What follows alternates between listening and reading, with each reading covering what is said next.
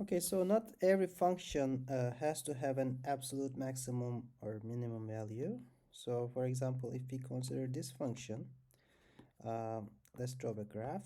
So this is from x equals 0 to x equals 1.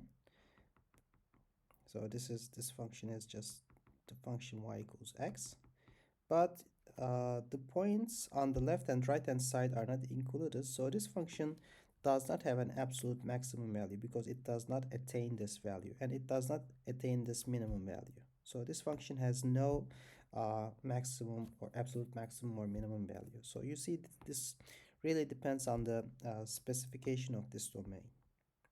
However, we have this very nice theorem which says that a continuous function defined in a closed and bounded interval must have an absolute maximum and absolute minimum value. So if the function is continuous, okay, so this function was continuous, and the interval which it is defined on is closed and bounded.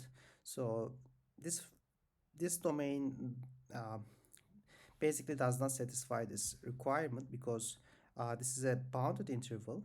So you see the domain here is from x equals to x equals 0 to x equals 1, but 0 and 1 are not included. So it does not satisfy this property, the closed interval property.